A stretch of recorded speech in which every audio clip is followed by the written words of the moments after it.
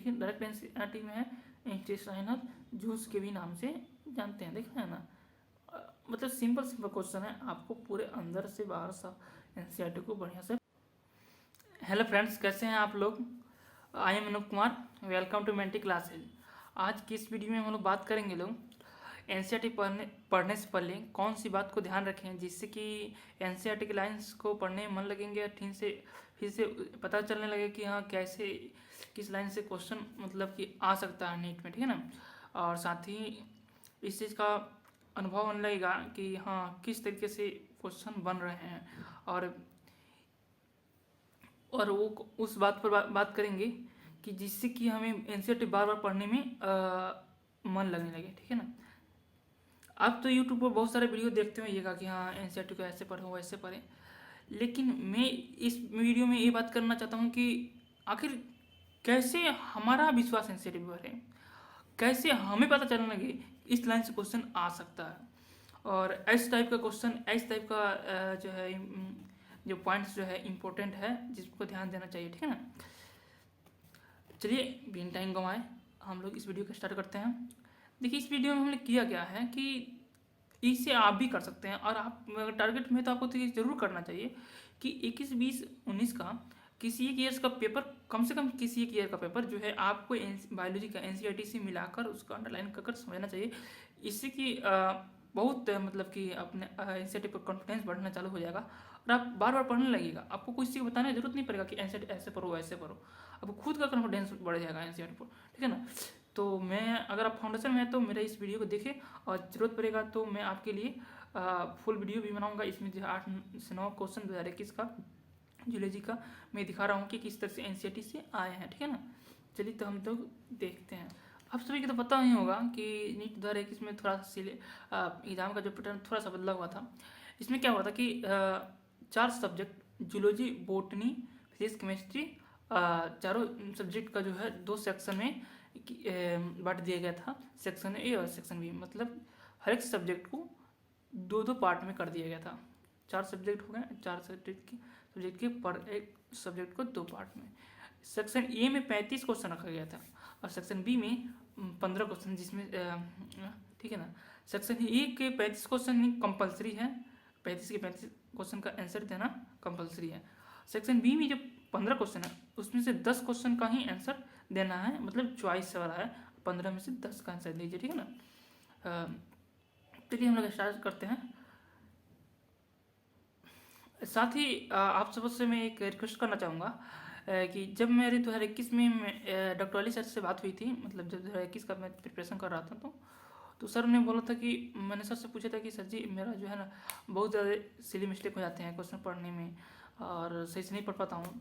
Sir जी ने मुझे बोले थे कि बाबू आप जब भी तुम जो है जब भी क्वेश्चन प्रैक्टिस करना तो कलम से जो है हर एक पॉइंट पर नोट कहाँ है या फिर इस टाइप के जितनी भी दिखे उस पर अंडरलाइन करना, जिससे कि मतलब क्वेश्चन पढ़कर उसका आंसर देने में आसानी रहे, सिली मिस्टेक ना हो, क्वेश्चन में क्या पूछ रहा है उस पर जो अंडरलाइन करते जाएं, ठीक है ना। तो मैं इसको आपसे रिक्वेस्ट करूँगा कि आप भी जब टेस्ट पेपर बनाइएगा एक करते जाइएगा, सिली मिस्टेक नहीं होंगे, ठीक है। चलिए स्टार्ट करते हैं।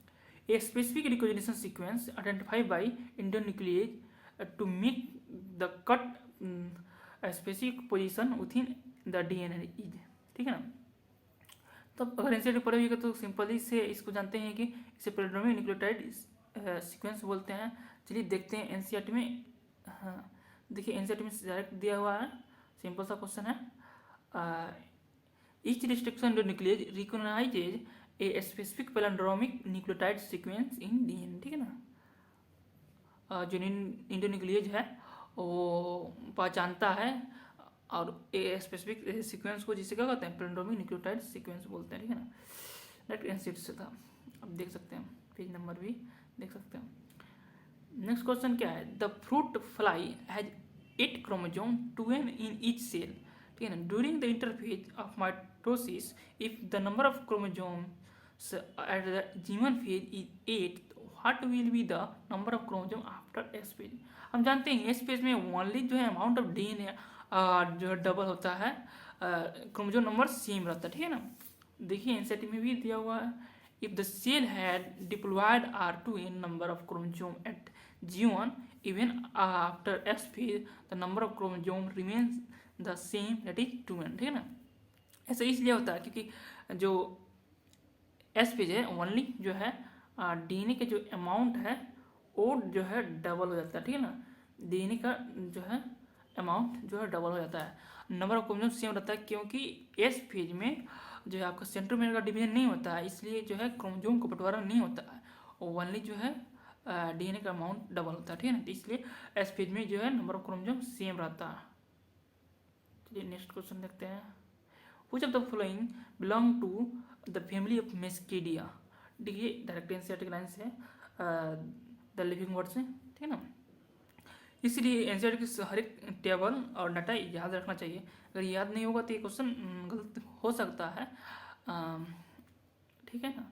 तो डायरेक्ट है हम जो मेस्केडिया फैमिली है वो किसके फैमिली है, हाउस फ्लाई का, ठीक है ना।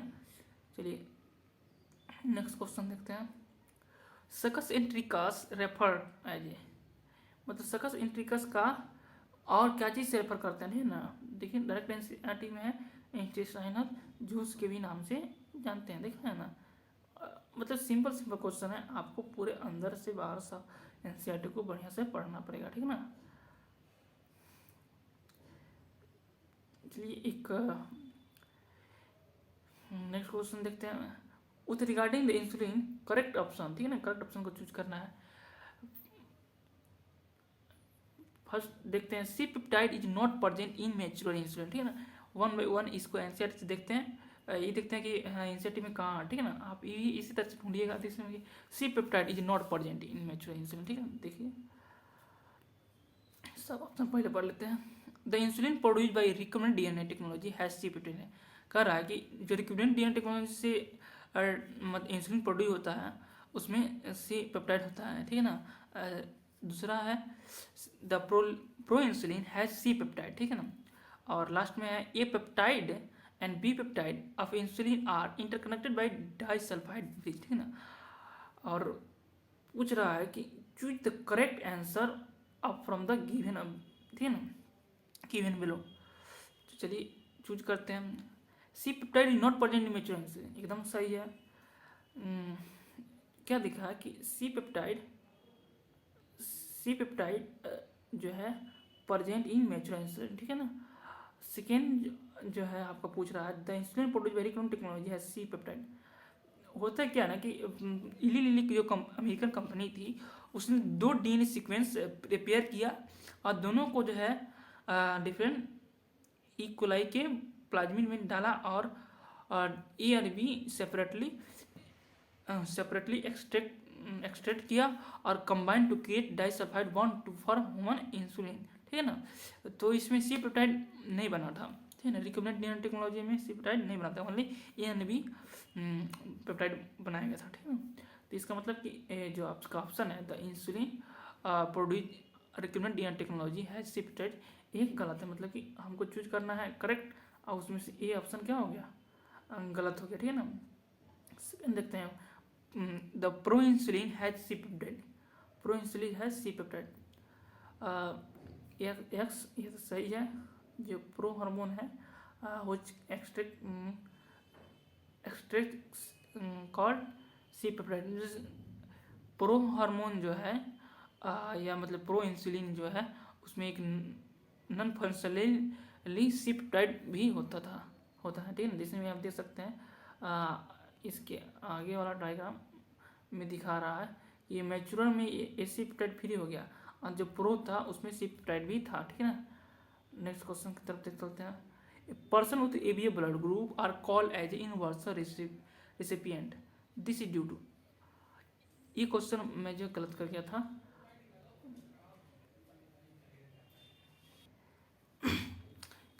इस क्वेश्चन को मैंने गलत कर गया था जब मैं एग्जामिनेशन हॉल में था, तो क्वेश्चन को समझ गया था लेकिन ऑप्शन जो उसका लगा रहा था तो उसमें जो है इस ऑप्शन को मैंने देखा और गलती कर गया। कैसे गलती कर गया देखेंगे। सबसे पहले समझते हैं, person with ABO blood group are call inversion recipient, मतलब कहने का मतलब कि ए बी ब्लड ग्रुप है वो हर एक किसी से ब्लड मतलब कि ले सकता है, ठीक है ना। ऐसा इसलिए होता है, सबसे पहले ए बी ब्लड ग्रुप होता क्या है, मतलब कि जैसे में कि ब्लड ग्रुपिंग जो होता है आरबीसी की सरफेस पे जो एंटीजन होता है उसके बेसिस पे होता है। मतलब ए टाइप का है तो ए ब्लड ग्रुप बोलते हैं, और बी टाइप का एंटीजन है तो बी ब्लड ग्रुप बोलते हैं। अगर दोनों है तो ए बी ब्लड ग्रुप कहते हैं, और अरे आरबीसी पे किसी प्रकार एंटीजन नहीं है तो वो है। साथ ही इसके अपोजिट में जिसमें मान लीजिए ब्लड ग्रुप ए है तो उसके पास एंटीजन ए टाइप का है, तो उसके ब्लड में प्लाज्मा में एंटी बी जो है मतलब कि एंटीबॉडी पाया जाएगा। रियलिटी में दो टाइप का एंटीजन है तो दो टाइप का भी एंटीबॉडी भी मतलब होता है, ठीक है ना। तो अगर इसके पास ब्लड ग्रुप बी है तो उसके मतलब कि ब्लड में जो है एंटीबॉडी होगा। इसी तरीके से ओ है तो ओ के पास किसी पर टाइप का एंटीजन नहीं है तो उसके ब्लड में जो है दोनों ए और बी एंटीबॉडी पाए जाते हैं। और ए बी ब्लड ग्रुप में एंटीजन ए और बी दोनों होते हैं तो इसमें जो है मतलब किसी भी टाइप का एंटीबॉडी नहीं होता, इसलिए वो हर एक किसी से ब्लड ले सकता है, ठीक है ना। तो इसी चीज़ को मतलब पूछ रहा है ऐसा क्यों होता है, ठीक है ना। तो इसका आंसर होना करेक्ट आंसर ये है कि अब्सेंस ऑफ एंटीबॉडी, ठीक है ना, एंटीबी इन द प्लाज्मा। मैं इसमें गलती कर गया था, चर्चना ए पर एब्सेंट और फर्स्ट मार्क चल दिया, ठीक है ना, इसको मार्क चल दिया जो कि गलत हो गया, ए मार्क चल गया था जो कि गलत हो गया। और इसका आंसर यही क्वेश्चन था, मतलब हम जो है इसको पढ़ने में मतलब गलत कर गए थे, पूरे ऑप्शन ध्यान से नहीं पढ़े जिसकी वजह से गलत हो गए थे। मेरे दो क्वेश्चन गलती हुए थे, एक ये जूलॉजी का और एक और क्वेश्चन जो इसको एनसीईआरटी बढ़िया से नहीं पढ़े थे जिसकी वजह से मतलब मेरा एक गलती में पढ़ा हुआ था लेकिन बार बार नहीं पढ़ने की वजह से वहाँ पर जो है क्लियरली मतलब कि नहीं ध्यान आया और गलत हो गया। नेक्स्ट क्वेश्चन देखते हैं, सेक्शन बी का कुछ क्वेश्चन देख लेते हैं जूलॉजी का। which is not important component initiation of purchasing in human, ठीक है ना। देखिए ये इसके चारों ऑप्शन जो है चारों ऑप्शन जो एनसीईआरटी से नहीं है लेकिन जो आंसर है वो एनसीईआरटी से है, ठीक है ना। देखते हैं सबसे पहले देखते हैं कौन कौन एनसीईआरटी में है। सबसे पहले ऑक्सीटोसिन तो हम लोग पढ़े हुए हैं एनसीईआरटी में, प्रोलैक्टिन भी पढ़े हुए हैं एनसीईआरटी में, और एस्ट्रोजन प्रोजेस्टेरोन भी पढ़े हुए हैं, लेकिन इसके बारे में मतलब कि इस तरह से नहीं पढ़े हैं लेकिन पढ़े हुए हैं, ठीक है ना। चलिए देखते हैं एनसीईआरटी में कहाँ। क्वेश्चन यही बोल रहा था कि इनिशिएशन जो है परचुरेशन के इनिशिएशन के लिए कौन से कंपोनेंट इंपॉर्टेंट नहीं है, ठीक है ना। तो देखना है, अब पढ़ते हैं इसके बारे में, ऑक्सीटोसिन के बारे में। ऑक्सीटोसिन जो है act on the uterine muscle and cases strong uterine contraction, ठीक है ना। मतलब कि ये जो है इम्पोर्टेंट है, ये जो हेल्प करता है परचुरेशन में, ठीक है ना, इनिशिएशन कराने में भी इसका हेल्प है। देखिए ठीक है ना, stimulate a further secretion of the stimulatory reflection between the uterine contraction and oxytocin secretion continue resulting strong contraction, this lead to expression of the baby out the uterus through the birth canal, ठीक है। मतलब कि ये participate करता है, मतलब परचुरेशन में इसका इनिशिएशन कराने में इसका रोल है, ठीक है ना। अब सेकेंड ऑप्शन देखते हैं, रिलीज ऑफ प्रोलैक्टिन। प्रोलैक्टिन के बारे में क्या दिया हुआ है एनसीईआरटी में, ठीक है ना, यहाँ पर दिया हुआ prolactin regulate the growth of memory gland and formation milk in them, ठीक है ना। मतलब कि ये जो प्रोलैक्टिन क्या करता है कि मिल्क फॉर्मेशन कराता है एंड फॉर्मेशन मेमोरी ग्लैंड का ग्रोथ करवाता है और उसमें जो है मिल्क फॉर्मेशन करवाता है, ठीक है ना। तो ये इनिशिएशन ऑफ पर्चुरेशन से इसका कोई लेना देना नहीं है, इसलिए इसका करेक्ट आंसर जो है यही हो जाएगा, ठीक है ना। इसका करेक्ट आंसर क्या हो जाएगा, यही हो जाएगा।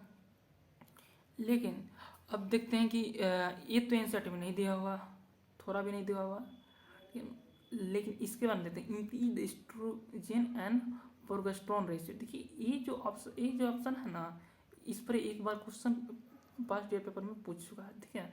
देखिए एस्ट्रोजन और प्रोजेस्टेरोन का रेशियो जो है इंक्रीज कर रहा है। इसका मतलब क्या है कि अगर हम देखें तो प्रोजेस्टेरोन का जो है मात्रा डिक्रीज कर रहा है, मतलब ये सब चीज़ इंक्रीज कर रहा है, तो ये क्या कर रहा होगा, ये डिक्रीज कर रहा होगा, ठीक है ना।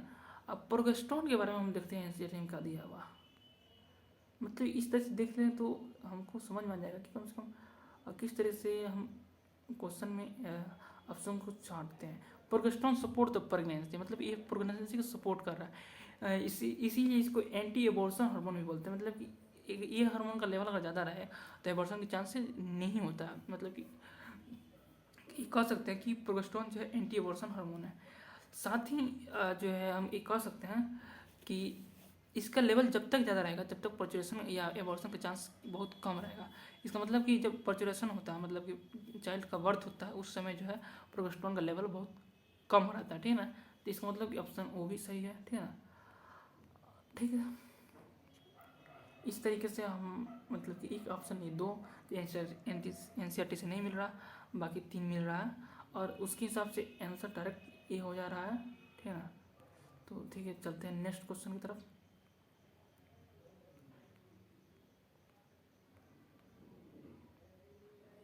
कुछ of the following not step the multiple ovulation embryo transfer technology MOET, ठीक है ना। मतलब क्या है कि कौन सा जो है मतलब not a step in MOET में कौन सा स्टेप इसमें नहीं है फॉलोइंग नीचे दिए ऑप्शन में, ठीक है ना। फर्स्ट ऑप्शन क्या है, cow administrated hormone having LH like activity for super ovulation, ठीक है, LH के बारे में कर रहा है, जबकि एनसीईआरटी में FSH के बारे में बात किया, ठीक है ना। देख सकते हैं यहाँ पर जो है FSH लाइक एक्टिविटी, ठीक है ना। देख सकते हो एक चीज़ है कि जो सेक्शन बी है उसमें थोड़ा सा मतलब कि मतलब टाइम टेकिंग, मतलब कि हाँ टाइम थोड़ा सा टाइम लगने वाला क्वेश्चन था, ठीक है ना। फर्स्ट जो क्वेश्चन था जिसे हम लोग एनसीईआरटी से एक ऑप्शन नहीं मिल रहा था, उसे मैंने छोड़ दिया था, मैंने कहना भूल गया था, क्योंकि मैंने थोड़ा सा ब्रेक से नहीं लिया, जब से उसमें 10वीं का आंसर देना है तो मैंने उसको छोड़ दिया था, दूसरा क्वेश्चन मतलब अटैम्प्ट लिया था, उसको छोड़ दिया था, पढ़ा ही नहीं, मेरे को लगा कि एनसीईआरटी में नहीं है तो पढ़ना ही बेकार है, ठीक है ना। पढ़ने से पता चल गया था कि वो एनसीईआरटी से नहीं है, ठीक है ना। सेकंड क्या था, cow is about 6-8 at the time, ठीक है ना। मेमोटी जब मतलब कि देखते हैं हाँ देखिए प्रोड्यूस 6-8 एग, ये भी एनसीईआरटी में है। और सेकेंड ऑप्शन क्या था कि cow fertilise by artificially insemination, ये भी करेक्ट है, क्योंकि या आर्टिफिशियली और नेचुरली दोनों तरीके से मतलब आर्टिफिशियल कर सकते हैं। देखिए mated with red bull are artificially inseminated, ठीक है ना। और सेकेंड चीज़ क्या बोल रहा था, fertilize egg are transfer to surrogate mother at 8 से 32 सेल स्टेज, ये भी एनसीईआरटी में है, देख लीजिए 8 से 32 सेल स्टेज पर नॉन सर्जिकल ट्रांसफर टू। मैं जब एक बार एलन का टेस्ट में दे रहा था तो उसमें जो है यही पूछा था कि मतलब कि उसमें जो है ना ऑप्शन में ये पूछना चाहता था कि नॉन सर्जिकली या सर्जिकली का क्वेश्चन बनाया हुआ था। तो अगर आप एनसीईआरटी को ध्यान से पढ़िएगा तो गलती नहीं होगा, ठीक है ना। तो इस तरीके से मतलब कि हम लोग टेस्ट का प्रेस्टिक भी जब करेंगे तो एनसीईआरटी को गौर से पढ़ेंगे, ठीक है ना। तो चलिए हाँ, तो आप सबसे रिक्वेस्ट है कि अगर चाहते हैं कि इस टाइप का वीडियो मतलब पूरा पेपर का हो, अगर आप फाउंडेशन में है तो आपके लिए ऐसा ज़रूरी होगा, तो आप कमेंट कीजिएगा, ठीक है ना। और इस वीडियो को शेयर कीजिएगा ताकि मैं जो फ्री टाइम में भी आप लोगों के लिए मेहनत कर रहा हूँ, ये इसलिए कि ताकि मैंने लाइफ में बहुत सारी गलतियाँ किया, पेपर अटेम्प्ट करता था उसमें भी बहुत सारी गलतियाँ करता था, गलतियों के बावजूद कुछ बाद में जो अच्छाइयाँ सीखा और उस अच्छाइयों की बदौलत मैंने ये नीट क्वालिफाई किया। तो दोनों चीज़ क्या गलतियाँ कर रहा हूँ वो चीज़ों को मैं आप सबको बताना चाहता हूँ। तो क्योंकि आप मतलब कि अच्छे मार्क्स वाले आए हुए लोगों का वीडियो देखते होइएगा तो वो जो अपने लाइफ बताएंगे वो एक तरीके से वो अपने लेवल से बताएंगे कि वो कैसे पढ़े थे, लेकिन आपके लेवल आप जिस लेवल पे हैं उस लेवल पर एक मैं ही बता सकता हूँ, क्योंकि आप जहाँ से हैं वहाँ से मैं भी आया हूँ, और इसलिए मैं जो गलतियाँ किया था आप भी वही गलतियाँ हो सकता है कर रहे होंगे। तो उसी चीज़ को मैं बताना चाहता हूँ कि ऐसी गलती ना करें और क्या चीज़ करें जो कि मैंने किया और मेरा रिजल्ट हुआ। तो वो इसी दोनों चीज़ों को, गलत और सही दोनों चीज़ों को मैं बताता हूँ हर एक वीडियो में। और यही मेरा मोटिव भी है यूट्यूब पर आने का, क्योंकि मैं नहीं चाहता हूँ कि हमारे स्टूडेंट को भी टाइम लगे। मैं चाहता हूँ कि उन लोग भी अपनी गलतियाँ छोड़कर सही डायरेक्शन से अगर तैयारी करते हैं तो उनका भी रिजल्ट आराम से मतलब अपियरिंग या टारगेट में हो जाएगा। प्लीज़ इस वीडियो को शेयर करें ज़्यादा से ज़्यादा लोगों में, ताकि मुझे भी मोटिवेशन मिल सके कि मैं भी आगे भी इस टाइप का वीडियो बनाता रहूँ।